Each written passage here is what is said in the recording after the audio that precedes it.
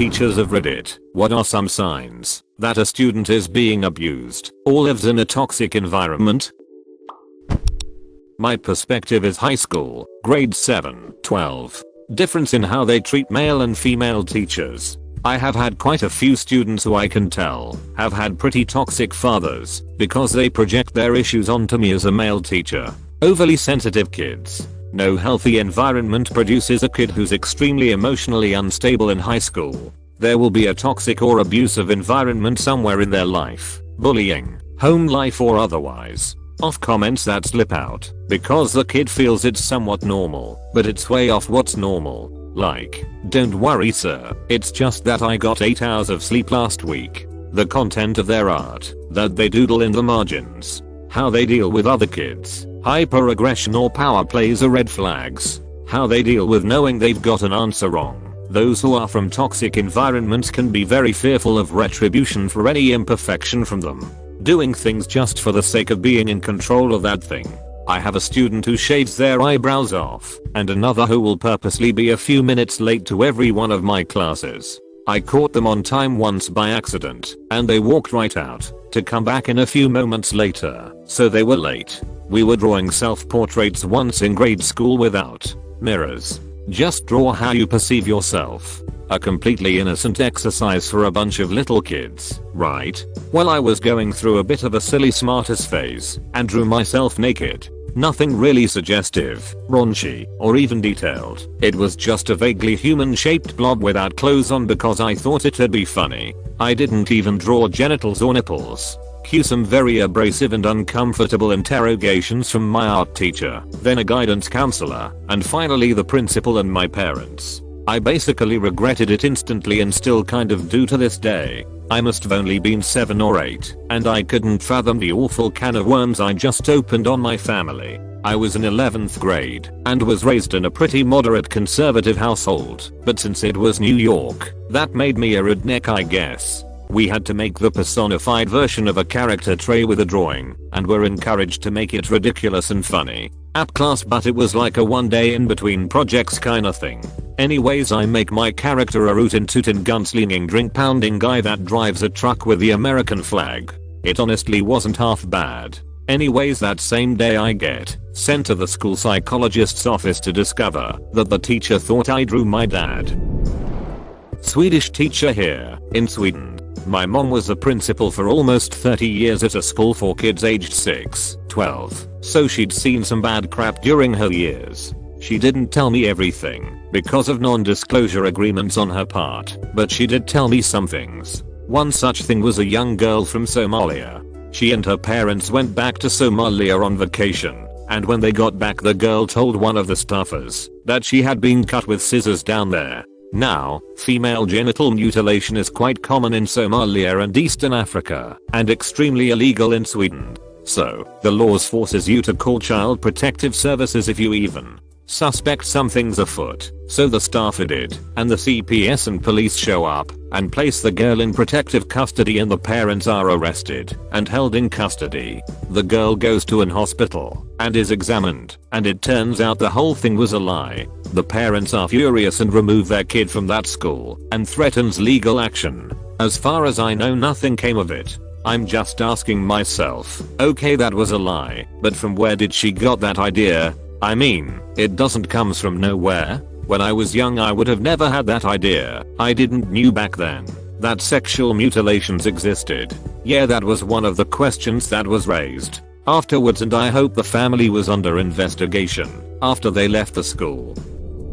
Not a teacher, but I worked with kids in a restorative justice program, basically community service, and there would be kids who would have so many hours they would come in after school and weekends for months. We had some kids who would do something petty and stupid literally weeks before they were done, despite being fairly successful in the program. It was because coming in every day and having staff ask about their life, make sure they had lunch every day, and give some structure to their life was something they craved and didn't have at home. They would self-sabotage in order to keep it. It was so sad. Imagine how bad your home life has to be to choose to court-ordered manual labor rather than be at home. Not gonna lie, if someone told me to do some community service and I wouldn't have to actually organize and talk to people in order to get in and no one would judge me, I'd show up every time. Yo kid, wanna plant flowers with the grannies and help us tidy up the fire station's attic? Yeah, absolutely, as long as I don't have to explain why I'm here to, and everyone just acts like they knew me for ages. I think it's nice to be doing things with people. Some of my best memories with people were set building for theater and doing grip work on movies. You bond with people different when you're all putting elbow grease into something. I can't explain, it's some primal crap. Not exactly a teacher, but a former daycare and after school care worker here. I had a child for years who came in clothes that were old and too small. Her shoes would be falling apart and she'd often ask us for tape to put them back together. I was always suspicious of this, but the other staff would just say, oh, they don't have money, so I tried to let it slide, even though I knew it wasn't really true and that clothes for a 12-year-old are not that expensive, especially when we had lots of discount shops around. She would also come in smelling badly or her hair being greasy. After subtly talking about it and her telling me she just didn't like to shower, I found she wasn't allowed to shower often. As a child going through puberty, this was unacceptable to me. But again, the other staff brushed off my concerns. One day she started talking about the bugs in her room, and I felt my intuition growing stronger about the situation. This was a clear case of neglect. There were little things here and there that made me suspicious as well, like stories of her grandfather stealing money from her and other little signs of it. After being concerned for a long time, the thing that broke it all for me was hearing how she was given old moldy food for lunch. I called DCF that night. A week later she started coming in smelling fresh and wearing new, clean clothes and new shoes. I can't say what else changed at home, but seeing her confidence rise when she was finally clean was worth it to me. Good on you for calling authorities, but I must note that your intuition seems more like a very slow drip here. This was a situation for years. It did take a while, only because my coworkers kept dismissing me every time I brought it up to the lead and would ask me not to call because they knew the grandma and claimed they were just poor and they know they wouldn't be neglectful, etc. I brought it up numerous times since normally they wanted us to get our supervisor to be the one to call, but she wouldn't. For a long time it was just issues with her clothing being too small or falling apart, and that was always the main issue we saw. But everyone told me not to call, so I didn't, even though I was concerned. But after a couple months of hearing stories about the showering, the bugs, the moldy food, I finally decided to go against my coworkers and called DCF anyway, without asking permission. I always regretted listening to them and not doing it sooner. Low self-esteem, being really down on themselves. Unusual behavior towards adults or children of the opposite sex, including simulating sexual activity, unwillingness to change for peasants, stealing food, emotional outbursts, hiding details of their personal life, neglect such as persisting medical conditions such as nits, bad teeth or eczema that's clearly going untreated, clothing that's too small or unwashed. Some of this can be down to poverty, but it's one factor in a range that is always worth having in your mind.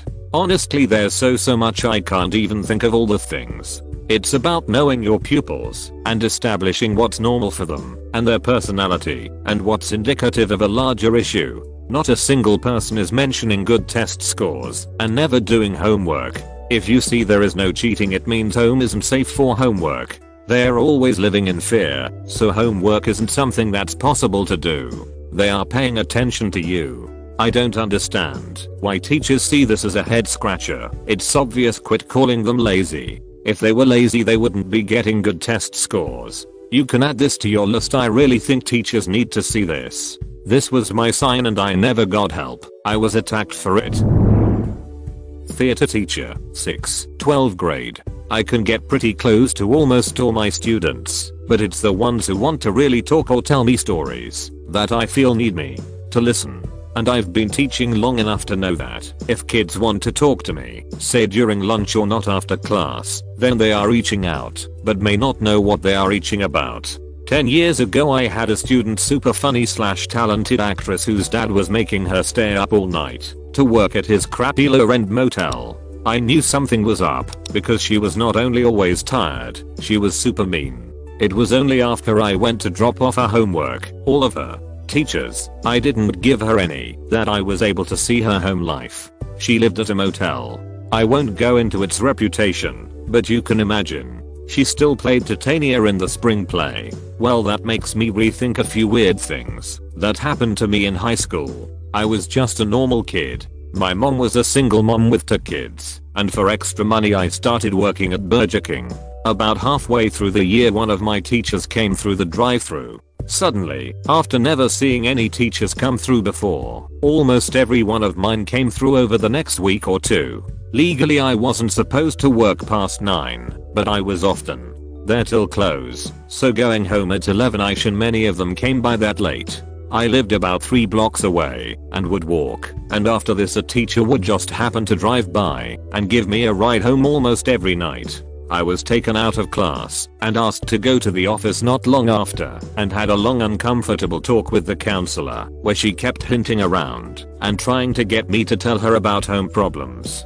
I didn't have any. I had good grades, not the best, but not horrible, and they didn't drop. When I started working, I didn't have a ton of missed assignments. No other signs of any problems, except I was spotted working a job late at night. I had no clue that they were probing to see if I needed help. Suddenly my mean Spanish teacher turning into an easygoing turn the assignment in any time type teacher towards me makes a lot more sense. I'm glad they were watching out for small signs like that, and I hope they caught signs from any kids who actually needed help and were able to get the help they needed. I had a kid in my form class, Bobby, 14 meters, who never smiled. I mean, literally had never cracked a smile in front of me. I'd been his form teacher for at least a year by this point, and it occurred to me one day that I had no idea what his face looked like when he smiled. To be clear, he interacted frequently with others. He was in the popular crowd, smart and quick-tongued, but almost everything he said was negative, or mocking someone, or arguing. It was like his whole personality was based around being cruel. I asked a few of his teachers, does Bobby ever smile / laugh / joke in your class? All of them responded with a now you mention it. No. I watched him for a week or so. No smiling. At one point I remember he mocked one of the other kids in the class. While his friends laughed, Bobby just stared at the kid. Kinda creepy tbh.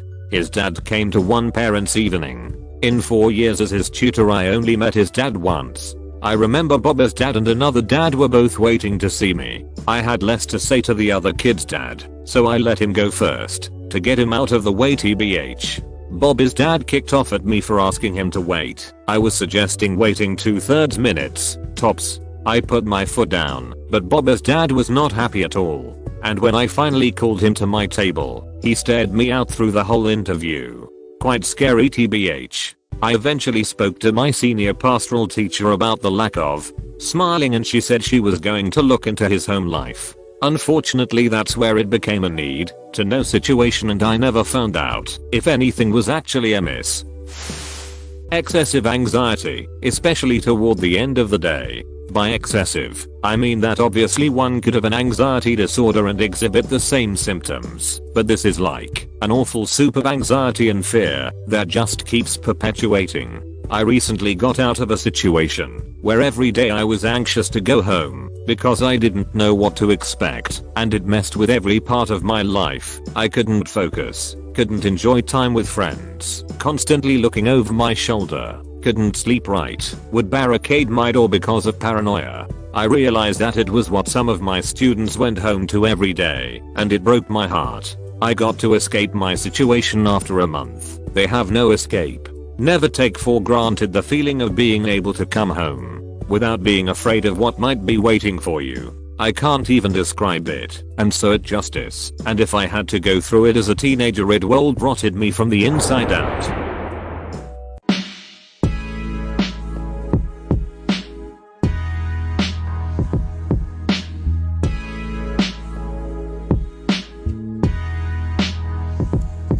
I used to work for AmeriCorps as a full classroom support / tutor. There was one student who was considered unmanageable, mean, intimidating.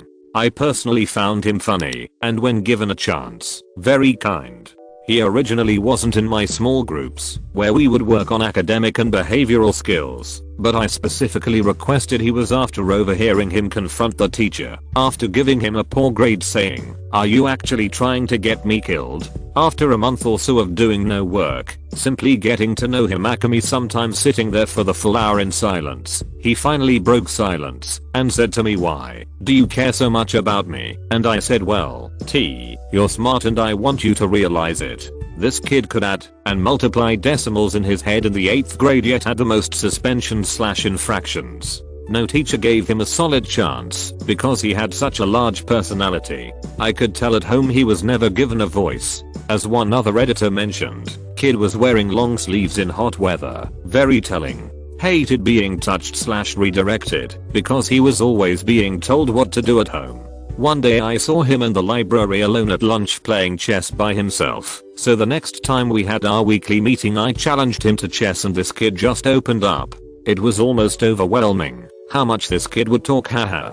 This kid was living with his nana while his mom and dad served time in federal prison. His dad used to use him to sell drugs. His nana beats him for poor grades, but he could care less about school because his teachers don't see his value. We worked out a system where we would play chess whenever he felt like he needed to refocus. He was getting good grades and he even got onto the basketball team after being released from academic probation.